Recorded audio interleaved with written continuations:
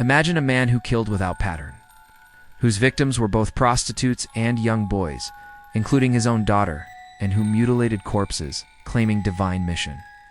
In Port Elizabeth, South Africa, from 1990 to 1997, Stewart Wilken became one of the most chilling serial killers in the nation's history. Stewart Wilken was born on the 11th of November, 1966, in Boksburg, South Africa. As a baby, his father abandoned him and his 2-year-old sister in a telephone booth. Rescued by a domestic worker, he was then sent to the home of her employer, where for around 18 months he suffered extreme physical and sexual abuse. His sister vanished, never to reappear. By the time Stewart was 2, neighbors known as the Wilkens adopted him, finding him malnourished and infested with lice.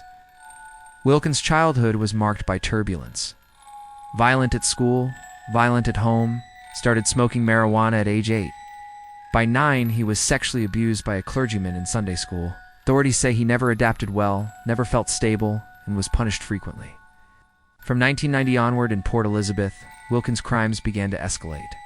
What made him unusual was his dual victim profile, both young boys and female prostitutes. Over time, he also killed his daughter Wu Ann and Henry Bakers, his stepson. His acts ranged from strangulation to necrophilia, from sodomy to mutilation, and even cannibalism.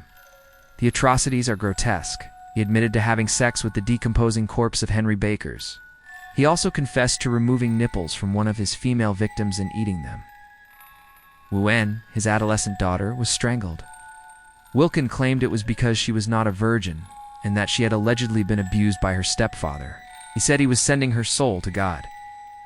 Wilken became a suspect when Henry Bakers, a 12-year-old, disappeared.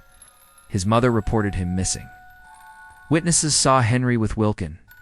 Police from the Child Protection Unit and Murder and Robbery Unit got involved. Sergeant Ursula Barnard and others tracked inconsistencies in Wilken's alibis. He was arrested in earnest in January 1997. Forensic profiler Mickey Pistorius, South Africa's first such profiler, described Wilken as one of the worst sadists I have ever met. She explored not just what he did, but why. The blend of early abandonment, the sexual and physical abuse, a lack of positive father figures, and a fragile ego. She writes about his hatred of prostitutes, seeing them as sinners or symbols of betrayal. She also details how Wilken revisited bodies, committing acts of necrophilia, showing not only cruelty, but a compulsion beyond death. Formally charged on the 3rd of February 1997 with 10 counts of murder and 5 counts of sodomy. Wilken was convicted on the 20th of February 1998 of 7 murders and 2 counts of sodomy.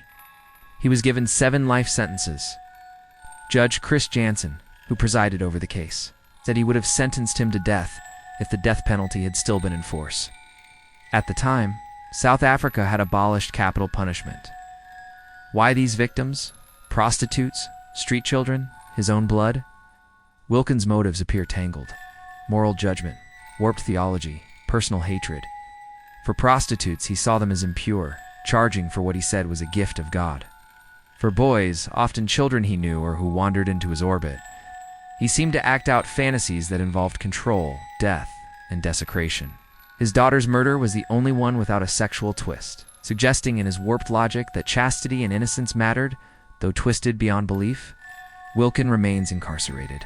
His case is now often cited in South Africa in discussions of serial murder, profiling, and failure of social systems to detect warning signs earlier. The documentary, Inside the Mind of a Monster, 2023, digs into his crimes, including interviews, confession records, and Pistorius analysis. It's a haunting insight into how evil can emerge from childhood damage. Stewart Wilken's story is horror writ large, not just because of the brute acts, but because of what they reveal about pain, trauma, and the dark corners of the human mind. He was once a child himself, lost, abused, ignored, but no excuse justifies what he did. His victims, many nameless, suffered deeply. His life serves as a warning. When society fails its children, something monstrous can take root.